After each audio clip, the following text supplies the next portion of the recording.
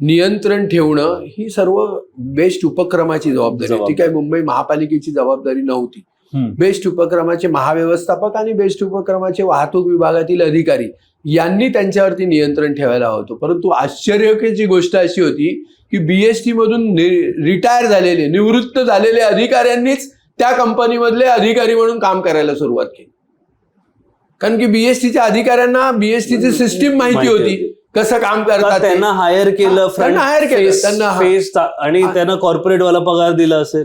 काही नाही, काही पगार बिगार दिला काय. कारण यांना काय झालं होतं की रिटायर झाल्यानंतर बिनकामाचं घरी बसण्याच्या ऐवजी आपलंच काम परत करायला मिळतंय, तेही कमी प्रमाणामध्ये कमायचंय.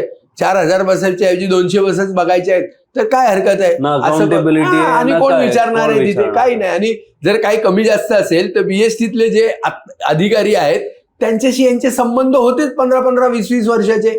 त्याला मॅनेज करता येतं, तो साहेब सोडून दे रे, जाऊ दे ना. मग ते ड्रायव्हर आले ते असेच आले, खपून घेतले गेले. कारण की तुम्ही म्हणाल त्याप्रमाणे कंत्राटामध्ये ती अट होती की ज्या कर्मचाऱ्याला तुम्ही नेमाल त्याचं अप्रुव्हल तुम्ही बीएसटी प्रशासनाकडून घ्यायला पाहिजे. कारण की त्या कर्मचाऱ्याला एक नंबर दिला जायचा बीएसटीच्या वतीने, ओळख म्हणून, आयडेंटिटी नंबर, त्याला आम्ही चेक नंबर म्हणतो.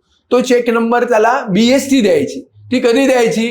ज्या वेळेला त्याची मेडिकल पूर्ण झालेली आहे की नाही, त्याच्यात कुठला दोष नाही आहे का, तो शारीरिकदृष्ट्या फिट आहे की नाही, वजन उंची बरोबर आहे की नाही, वय त्याचं बरोबर आहे की नाही, त्याला ड्रायव्हिंग करता येतंय की नाही व्यवस्थित, आणि त्याच्याकडून नियमानुसारच काम करून घेतलं जात आहे की नाही, त्याचं वेतन बरोबर दिलं जात आहे की नाही, त्याचा प्रॉव्हिडंट फंड भरला जातोय की नाही, त्याला सुट्टी दिली जाते की नाही, हे सगळं बघण्याचं काम जरी त्या कंपनीचं असलं तरी त्याच्यावरती शेवटचं सुपरविजन मात्र बीएसटीचं होतं.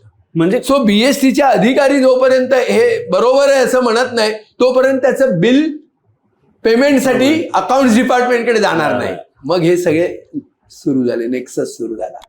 बीएसटीतला रिटायर माणूस तिथे, त्याचा आणि चालू जो इथले ऑफिसर आहेत तो आणि तो, हे दोघं मिळून ह्या सगळ्या गोष्टी करायची. तिथून जायचं अकाउंट्सला, तिथेही जाऊन त्यांच्याशी सुद्धा हे सगळं हँडिंग ग्लोव्ज या ठिकाणचं सुरू झालं आणि त्यामुळे ही व्यवस्था कोलमडली सगळी.